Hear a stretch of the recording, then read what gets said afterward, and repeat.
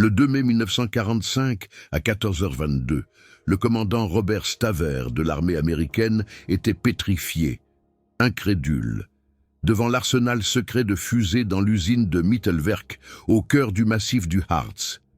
Devant lui s'étendait une armada de V2, des centaines, chacune étant un prodige technologique, une merveille qui surpassait l'Amérique de plusieurs décennies. 14 mètres de haut, 12,9 tonnes, capable de transporter une tonne d'explosifs à 320 km. Staver comprit instantanément. L'Amérique venait de voler l'avenir de la conquête spatiale. Ces fusées allemandes allaient propulser l'Amérique vers la Lune. Ce que le commandant Staver ignorait à cet instant historique, c'est qu'il était témoin du plus grand vol de technologie de toute l'histoire de l'humanité. L'opération Paperclip ne se contenterait pas de dérober des fusées allemandes. Elle allait aussi enlever les cerveaux derrière ces machines.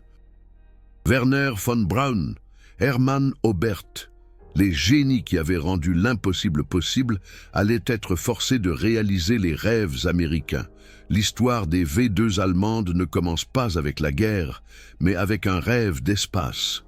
En 1929, Hermann Oberth fonde l'Association pour la navigation spatiale à Berlin. De jeunes passionnés, comme Wernher von Braun, expérimentent avec des carburants liquides et rêvent de voyages vers d'autres planètes. Ces pionniers développent les bases théoriques de la technologie des fusées, alors que les scientifiques américains considèrent encore les fusées comme de la science-fiction. En 1932, l'équipe de von Braun démontre à l'armée allemande ses premières fusées à propergol liquide réussies. L'armée reconnaît immédiatement le potentiel. Une arme qui opère au-delà de la portée de l'artillerie ennemie, inarrêtable et précise. En 1937, la construction de la station de recherche secrète de Peenemünde commence sur la côte de la mer Baltique, l'endroit même où la conquête spatiale allait naître. Les défis techniques étaient inimaginables. Une fusée qui devait s'élever à 100 km de hauteur nécessitait des moteurs avec une poussée de 25 000 kg. La chambre de combustion devait résister à des températures de 2700 degrés. Le système de guidage devait être suffisamment précis pour atteindre une cible à 300 km. Les Américains et les Britanniques n'avaient même pas l'ébauche de la technologie pour de telles tâches. La V2 utilisait de l'oxygène liquide et de l'éthanol comme carburant, une combinaison qui consommait 2,5 tonnes de carburant en seulement 65 secondes. La turbopompe qui permettait cet énorme débit de carburant développait 580 chevaux. Un chef-d'œuvre de la mécanique de précision allemande. Une seule V2 consommait plus d'alcool de haute qualité qu'une ville allemande en un mois. Le système de guidage de la V2 était révolutionnaire. 3 gyroscopes contrôlaient la trajectoire avec une précision qui ne serait atteinte que des décennies plus tard. Le système informatique analogique calculait continuellement la vitesse, l'accélération et le cap. Cette technologie était le précurseur direct de tous les systèmes de navigation modernes, du GPS au capteur des smartphones. Le 3 octobre 1942, le premier lancement réussi d'une V2 a lieu à Peenemünde. La fusée atteint une altitude de 84 km et une portée de 147 km. Wernher von Braun commande prophétiquement « Aujourd'hui, la conquête spatiale est née ». Ce qu'il ignorait, c'est que des espions alliés photographiaient déjà chaque lancement de fusée et analysaient systématiquement la supériorité technologique allemande.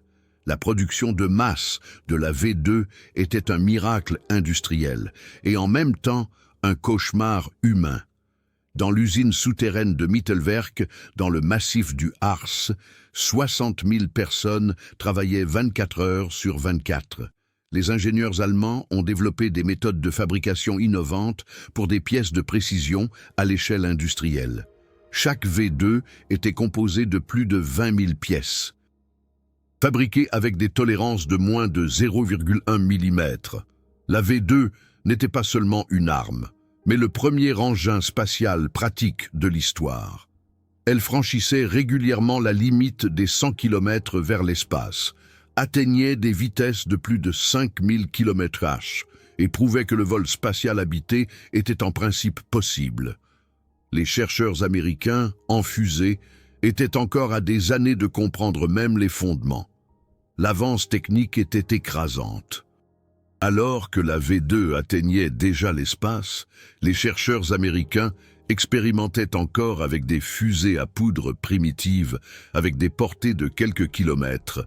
Robert Goddard, considéré comme le père de l'astronautique américaine, n'avait atteint qu'une altitude de 2,6 km en 1945. La V2 volait 30 fois plus haut. Lorsque les troupes alliées atteignent Peenemünde en 1945, la station de recherche avait déjà été détruite. Mais dans les usines de Mittelwerk, ils ont trouvé le plus grand trésor technologique de l'histoire. Des centaines de fusées V2 complètes, des milliers de tonnes de pièces de rechange, des installations de fabrication complètes et des plans de construction détaillés. Le commandant Staver ordonna immédiatement « Prenez tout ce qui n'est pas cloué ou boulonné ». L'opération Paperclip avait été planifiée de longue date. Dès 1944, la Joint Intelligence Objectives Agency américaine avait établi des listes de scientifiques allemands qui étaient précieux pour les intérêts américains. Werner von Braun figurait en tête de cette liste. Son enlèvement vers l'Amérique était déjà décidé avant la fin de la guerre. Le 2 mai 1945, Werner von Braun se rend volontairement aux troupes américaines. Il connaissait l'alternative. La captivité par les soviétiques et des décennies de travail forcé dans des laboratoires de fusées sibériens, von Braun choisit la prison dorée en Amérique, où il pouvait réaliser ses rêves de conquête spatiale, mais sous bannière américaine. Les soviétiques étaient plus systématiques. Ils ont démantelé des usines entières et les ont transportées en Russie. Les ingénieurs allemands qui n'avaient pas pu s'échapper à temps ont été déportés avec leurs familles. Sergueï Korolev, le père de l'astronautique soviétique, a bâti son programme entier sur la technologie allemande et les ingénieurs allemands. 300 wagons de train remplis de pièces de V2 atteignent les États-Unis en 1945. 127 scientifiques allemands spécialisés dans les fusées sont transportés à Fort Bliss, au Texas. Ils reçoivent des identités américaines, des salaires américains et l'ordre de faire de l'Amérique la superpuissance des fusées. Leur passé nazi est systématiquement dissimulé et effacé des dossiers. La première fusée américaine était une V2 allemande. Le 16 avril 1946, une V2 capturée est lancée depuis White Sands, au Nouveau-Mexique, et atteint une altitude de 109 km. Les médias américains ont célébré cela comme un triomphe américain, mais ont omis de mentionner que des ingénieurs allemands avaient construit et lancé la fusée. Les données techniques de la V2 étaient un mystère pour les ingénieurs américains. La chambre de combustion en alliage d'acier spécial, la conception du système de refroidissement, la technique d'injection de carburant, tout était plus avancé de plusieurs années que la technologie américaine. Il a fallu une décennie aux ingénieurs de la NASA pour comprendre et copier complètement ces innovations allemandes. Werner von Braun a été érigé en héros américain. Mais ses premières fusées étaient de pure technologie V2. La fusée Redstone de 1953 était essentiellement une V2 agrandie. La fusée Jupiter utilisait les mêmes principes de base. Seules les fusées Saturne ont dépassé les conceptions allemandes de von Braun. Mais même celle-ci était basée sur les fondations de la V2. La course à l'espace entre l'Amérique et l'Union soviétique était en réalité une compétition entre ingénieurs allemands. Von Braun en Amérique. Contre ses anciens collègues en Russie, les deux camps utilisaient la technologie allemande V2 comme point de départ. La seule différence, c'est que les Américains ne l'ont jamais admis. Le 4 octobre 1957, Sputnik a choqué le monde. La fusée soviétique R-7, qui a lancé le premier satellite, était directement basée sur la technologie allemande V2, développée par des ingénieurs allemands enlevés. L'Amérique a réalisé que sans sa propre technologie spatiale, elle perdrait la course à l'espace. La création de la NASA en 1958 était essentiellement le changement de nom de l'équipe allemande de Werner von Braun. De 1945 à 1960, pratiquement tous les succès américains en matière de fusées étaient des succès allemands. Le programme Apollo, qui a emmené l'Amérique sur la Lune, était l'œuvre de toute une vie de von Braun, financée avec des milliards de dollars américains, mais construite sur des fondations allemandes. La Saturn V, la fusée la plus puissante de l'histoire, était le chef d'œuvre de von Braun. Ces 5 moteurs F1 produisaient ensemble 3400 tonnes de poussée, plus que toutes les fusées V2 de la guerre réunies. Mais les principes de base étaient les mêmes. Carburant liquide, structure à plusieurs étages, navigation contrôlée par ordinateur. Le 21 juillet 1969, Neil Armstrong a posé le pied sur la Lune. Dans ce moment historique, des ingénieurs de fusées allemands se tenaient dans le centre de contrôle de la NASA et voyaient leurs rêves se réaliser. Ce qui avait commencé comme un projet V2 à Peenemünde a amené l'humanité vers d'autres mondes. L'opération Paperclip était parfaitement réussie. L'ironie est parfaite. L'Amérique a célébré le débarquement lunaire comme son plus grand triomphe, mais la technologie allemande et les ingénieurs allemands l'ont rendu possible.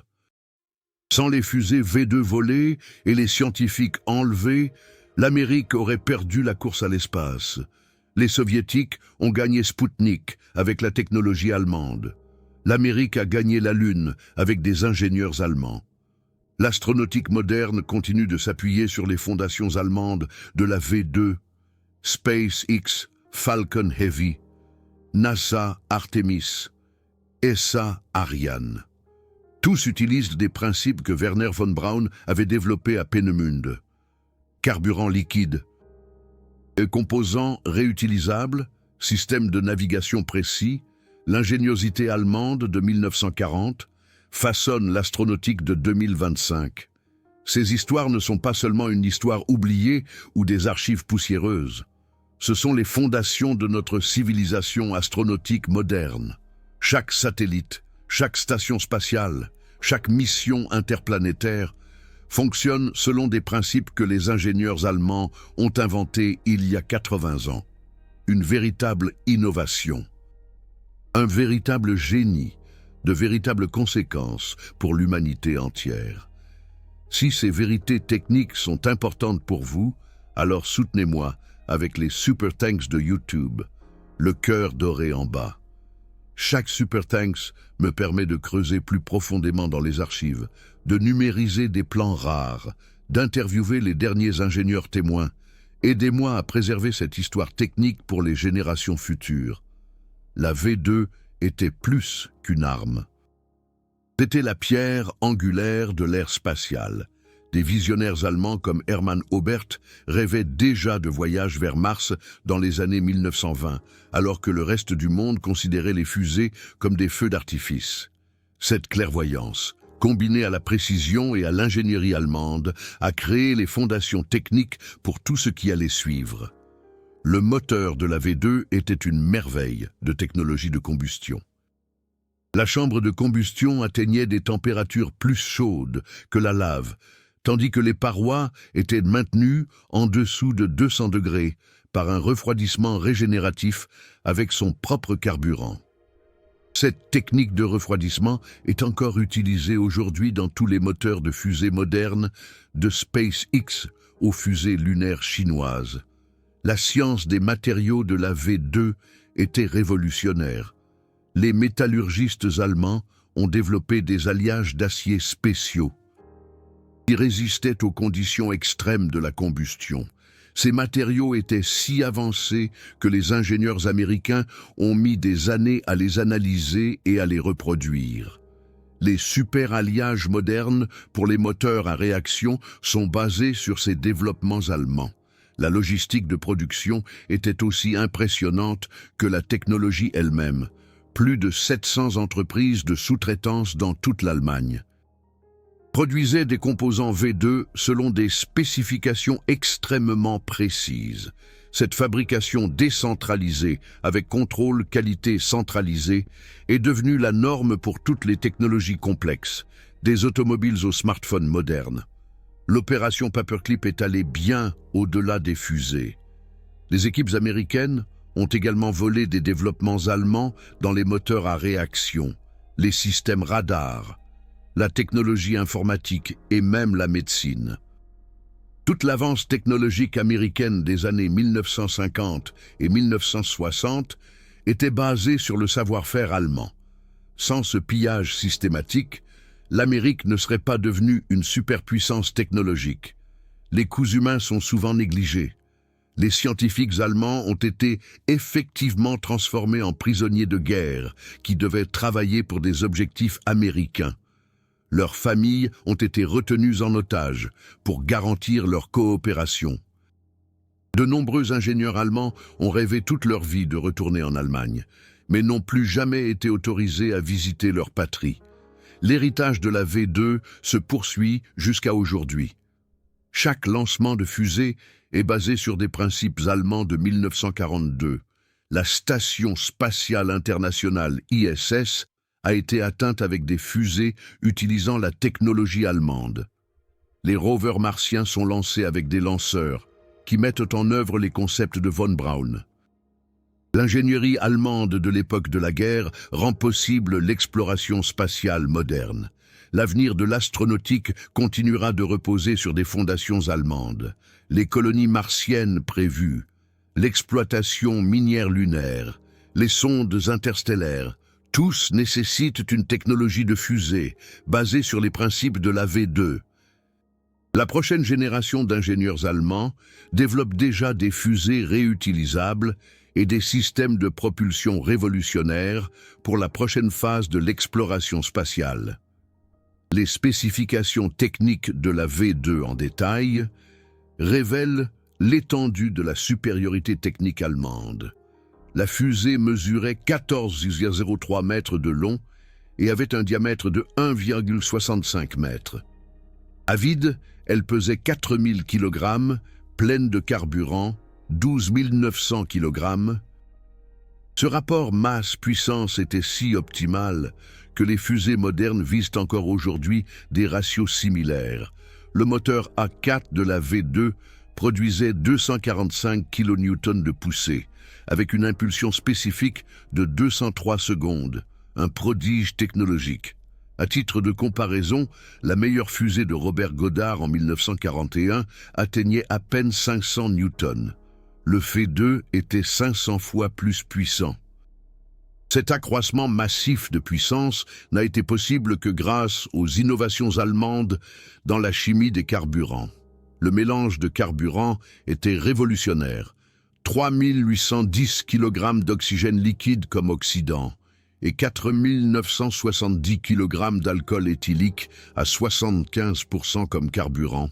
Cette combinaison était optimale pour les combustions à haute performance et pouvait être stockée à des températures de moins 183 degrés Celsius. Les fusées américaines utilisaient encore des propergols solides primitifs avec une efficacité fractionnaire. Le système de turbopompe était un chef-d'œuvre de la mécanique de précision allemande.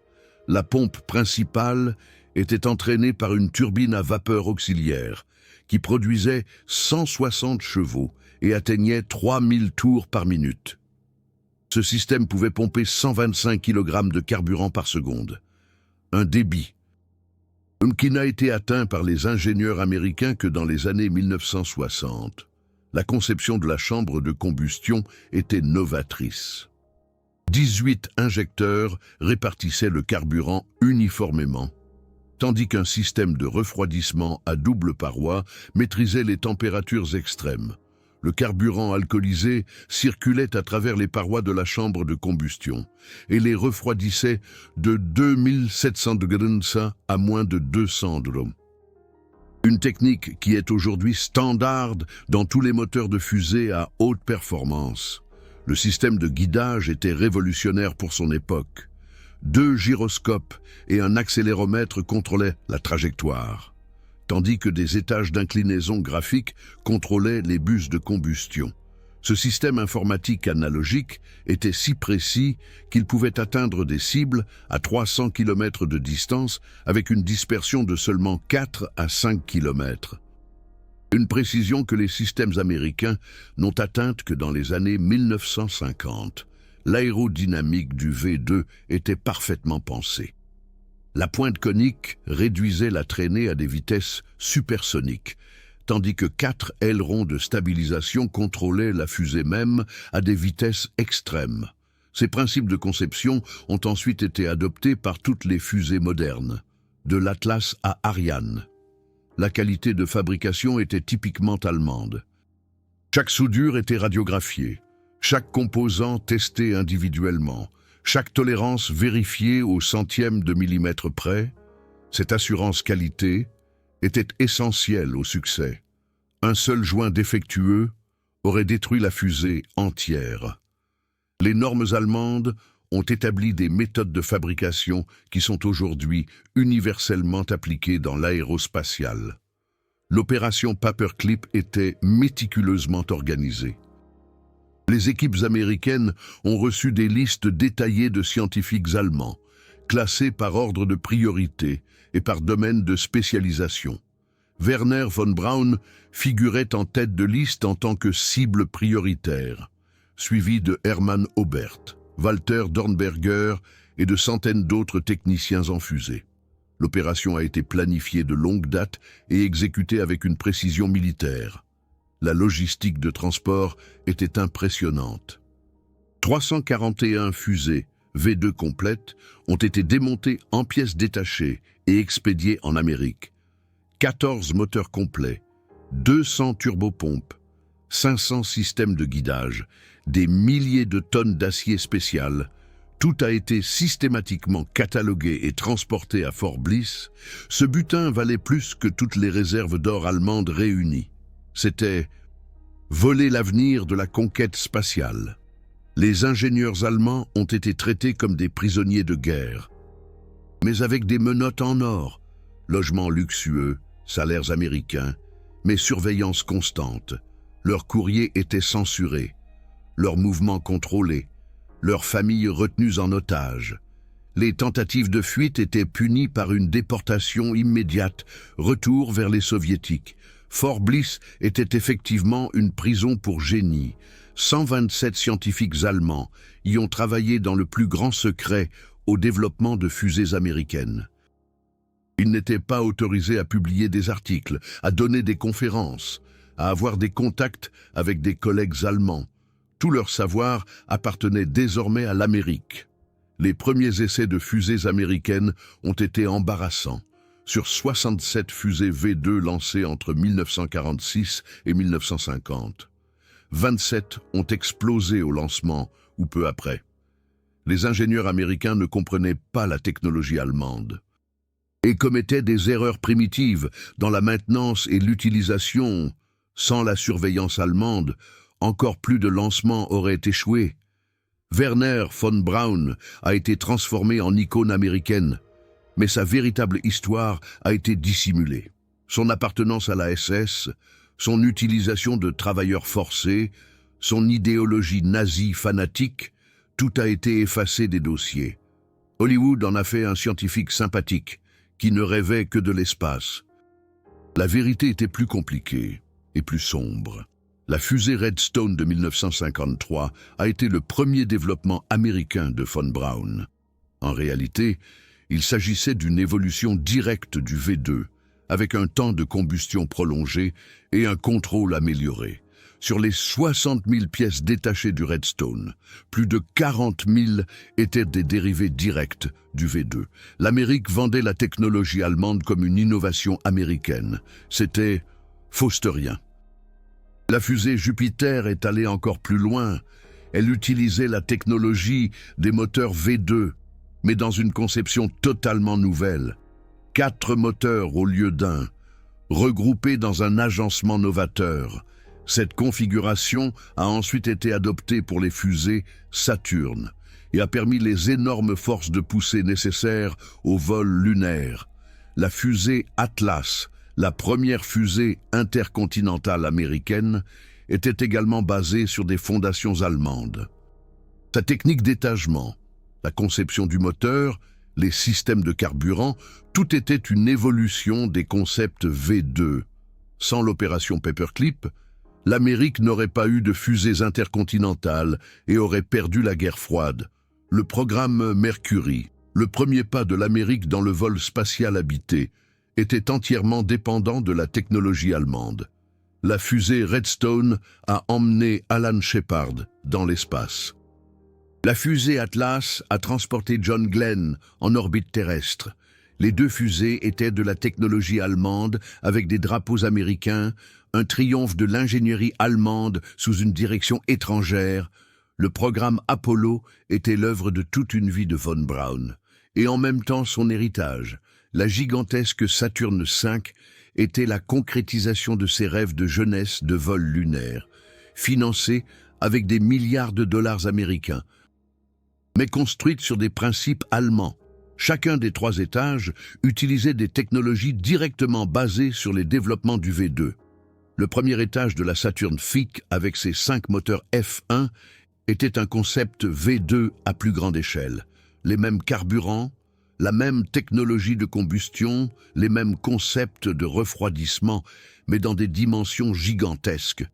Chaque moteur F1 produisait plus de poussée que 30 fusées V2 réunies. Mais les principes de base étaient identiques. La technologie de contrôle de la Saturne V était une évolution directe de la navigation gyroscopique du V2. Au lieu d'ordinateurs analogiques mécaniques, elle utilisait des systèmes électroniques, mais les algorithmes mathématiques et les principes de contrôle étaient les mêmes que ceux que les ingénieurs allemands avaient développés en 1942. 20 juillet 1969, 20h17 UTC. Neil Armstrong pose le pied sur la Lune. Dans cet instant historique, les concepts allemands du Phi-2 atteignent leur triomphe ultime. La fusée qui emmène des hommes sur la Lune est l'accomplissement des rêves de Werner von Braun depuis Peenemünde, financé par l'Amérique, mais, dans son essence, complètement allemande. Les Soviétiques remportent de nombreuses batailles initiales de la course à l'espace avec la même technologie allemande. Sergueï Korolev, leur concepteur en chef, et travaille en étroite collaboration avec des ingénieurs allemands déportés. La fusée R7, qui propulse Sputnik et Gagarine dans l'espace, est une évolution directe du V2, avec des améliorations soviétiques. L'ironie est parfaite. La course à l'espace est en réalité une compétition entre ingénieurs allemands de différents côtés, von Braun en Amérique contre ses anciens collègues en Russie, tous deux avec la même base V2, tous deux se battant pour des drapeaux étrangers. L'Allemagne a perdu la guerre, mais la technologie allemande conquiert l'espace. Les fusées SpaceX modernes utilisent encore aujourd'hui les principes du V2. Les moteurs Merlin du Falcon 9 utilisent le même refroidissement régénératif, les mêmes combinaisons de carburant, la même technologie de turbopompe. Les rêves d'Elon Musk, de Mars, reposent sur des fondations posées par Werner von Braun, il y a 80 ans. La prochaine génération de vols spatiaux continuera à s'appuyer sur les bases allemandes du V2. Le programme Artemis de la NASA pour le retour sur la Lune, le Starship de SpaceX pour les colonies martiennes, le New Glenn de Blue Origin pour les vols spatiaux commerciaux. Tous utilisent des technologies qui trouvent leurs origines à Peenemünde en 1942. L'Agence spatiale européenne, l'ESA, est, en quelque sorte, le retour de la technologie des fusées allemandes en Europe. Les fusées Ariane utilisent les versions les plus avancées des concepts de base du V2, développés par les successeurs des pionniers allemands de la fusée. L'Allemagne est de nouveau une nation spatiale de premier plan. Les entreprises spatiales privées, comme Virgin Galactic, Blue Origin et Rocket Lab s'appuyaient toutes sur la technologie allemande du V2, la commercialisation de l'espace, qui devient aujourd'hui une réalité, était déjà contenu dans les visions originales de von Braun. Il rêvait de vols spatiaux de routine pour les gens ordinaires, un rêve qui se réalise aujourd'hui. Les missions interplanétaires vers Mars, Jupiter et Saturne seront toutes lancées avec des fusées qui utilisent des principes allemands. Les sondes Voyager, qui quittent aujourd'hui le système solaire, ont été lancées avec des fusées Titan, des successeurs directs de la technologie V2. L'ingénierie allemande explore déjà d'autres systèmes stellaires. L'avenir de l'exploration spatiale apportera de nouvelles technologies, comme les propulseurs ioniques et les fusées à fusion. Mais même celles-ci seront basées sur des systèmes de lancement qui utilisent les concepts allemands du V2. Les vaisseaux générationnels pour les voyages interstellaires seront lancés avec des fusées qui perpétuent l'héritage de Wernher von Braun. L'héritage du V2 est plus grand que les fusées et l'exploration spatiale. Il a prouvé que les visions techniques peuvent devenir réalité lorsque la science et l'ingénierie collaborent. Il a montré que des rêves apparemment impossibles peuvent être réalisés avec la rigueur et la précision allemandes. Le V2 a également établi des normes de fabrication totalement nouvelles pour la technologie de haute précision. Les techniques de soudage des réservoirs de carburant exigeaient des températures de 1200 degrés, exactement contrôlées avec une précision de 5 degrés. Cette précision était nécessaire pour gérer les énormes pressions de 20 bars dans le système de carburant. L'aérospatiale moderne utilise encore aujourd'hui ces procédés de soudage allemands. La science des matériaux du V2 était pionnière. Les métallurgistes allemands ont mis au point des alliages spéciaux d'acier au chrome pour la chambre de combustion, qui pouvaient résister à la fois à des températures extrêmes et à des carburants corrosifs. Ces matériaux étaient si avancés que les entreprises américaines ont dû acheter des licences pour les brevets d'acier allemands jusque dans les années 1960. Le contrôle de la qualité était révolutionnaire et systématique. Chaque V2 subissait 127 étapes de tests distinctes avant son utilisation. Radiographie de toutes les soudures, test de pression de toutes les conduites, test de fonctionnement de tous les systèmes électriques. Ces principes de gestion de la qualité totale ont ensuite été adoptés par l'industrie automobile japonaise et sont aujourd'hui considérés comme la norme. Les méthodes d'essai ont établi de nouvelles normes scientifiques. Les ingénieurs allemands ont mis au point des caméras à haute vitesse, capables de prendre 10 000 images par seconde pour analyser la combustion des moteurs. Cette technologie a été adoptée après la guerre par Hollywood pour les effets spéciaux et par l'industrie automobile pour les crash tests. La chimie des carburants du V2 a influencé l'ensemble de l'industrie pétrochimique. Les chimistes allemands ont mis au point des procédés de production de masse d'alcool éthylique, de haute pureté et d'oxygène liquide. Ces méthodes de production ont été adaptées après la guerre pour la fabrication de plastique, de produits pharmaceutiques et d'autres produits chimiques. Les systèmes électroniques du V2 étaient en avance sur leur temps. Le système de radiocommande utilisait des fréquences UHF avec une portée de plus de 300 km. Une technologie qui n'est devenue disponible pour les applications civiles que dans les années 1950. Ces développements ont jeté les bases de la technologie moderne, de la télévision et de la téléphonie mobile. Les calculs aérodynamiques du V2 exigeaient des modèles mathématiques qui dépassaient les limites des capacités informatiques de l'époque. Les mathématiciens allemands ont mis au point de nouvelles procédures numériques et des machines à calculer mécaniques. Pour effectuer des calculs d'écoulement complexes. Ces méthodes ont ensuite été utilisées pour le développement d'avions à réaction et de carrosseries automobiles. La logistique de la production du V2 a révolutionné l'industrie manufacturière. Livraison juste à temps de plus de 700 fournisseurs, contrôle central de la qualité, construction modulaire pour un montage facile. Tous des concepts qui n'ont été célébrés que des décennies plus tard comme des méthodes de fabrication modernes. Toyota et d'autres fabricants japonais ont étudié les méthodes de production de guerre allemandes pour leur propre système. Le développement du V2 a également conduit à des percées dans la technique de mesure. Les ingénieurs allemands ont mis au point des capteurs de pression, capables de détecter les fluctuations de l'ordre de la milliseconde dans les conduites de carburant, des capteurs de température pour des environnements à 3000 degrés, des accéléromètres avec une précision de 0,01 gramme.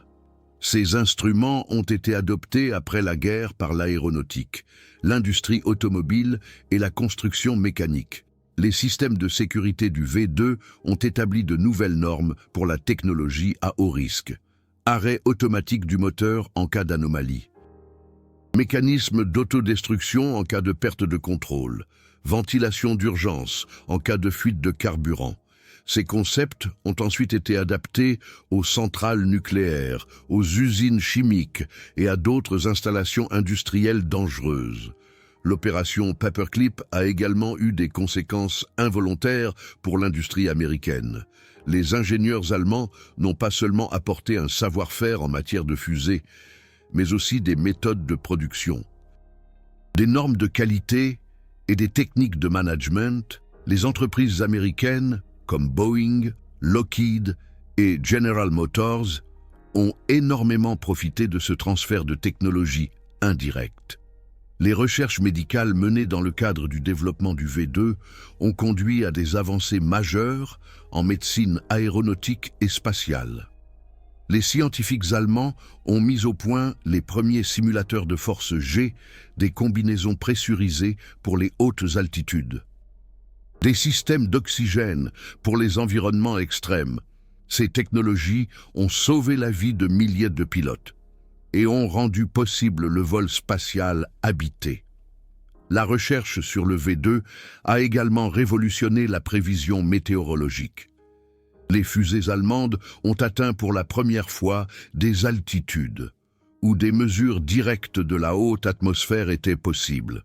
Les données collectées sur la pression atmosphérique, la température et la vitesse du vent à 100 km d'altitude ont considérablement amélioré les modèles météorologiques. La technique de communication en a aussi profité.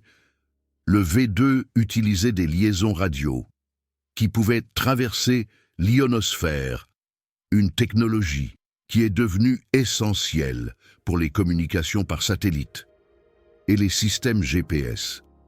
Sans ces avancées allemandes, la révolution des télécommunications aurait pris des décennies de plus. L'informatique du V2 était primitive selon les normes actuelles, mais révolutionnaire pour 1942. Des ordinateurs analogiques calculaient en continu les corrections de trajectoire, en fonction des données des capteurs. Ce traitement de données en temps réel était un précurseur des systèmes embarqués modernes, que l'on retrouve aujourd'hui dans les voitures, les avions et les smartphones. La technologie environnementale a dû être entièrement repensée pour le V2. Système de traitement des vapeurs de carburant. Hautement toxique, protection contre le bruit pour les essais de moteur. Isolation contre les vibrations pour les instruments sensibles. Ces technologies ont ensuite été adoptées par l'industrie lourde, les centrales électriques et les installations de protection de l'environnement. Le V2 a même influencé l'architecture et le bâtiment. Les sites de production souterrains ont nécessité de nouvelles méthodes pour la construction de grandes cavités, des systèmes de ventilation pour les vapeurs chimiques, des fondations anti-vibration pour les machines de précision. Ces techniques de construction ont ensuite été utilisées pour les métros, les tunnels et les installations de bunkers. Les méthodes de formation des techniciens du V2 ont établi de nouvelles normes pour l'enseignement technique. Programmes de formation systématique, travaux pratiques en laboratoire, formation continue, autant de concepts qui ont ensuite été repris par les écoles d'ingénieurs et les entreprises industrielles du monde entier. La standardisation internationale dans le domaine de la technique des fusées repose en grande partie sur les spécifications du V2, dimension des conduites de carburant, filetage des raccords haute pression, procédure d'essai des moteurs. De nombreuses normes internationales sont directement issues des développements allemands de la période de guerre. Quelle technologie allemande vous a le plus surpris? De nombreux ingénieurs dans les commentaires ont mis en évidence des liens incroyables. Des grands-pères qui travaillaient chez von Braun, des documents de la NASA d'origine allemande, des brevets de fusées modernes avec des racines dans le V2. Partagez vos découvertes spatiales. Chaque commentaire est un fragment d'histoire spatiale que nous préservons ensemble.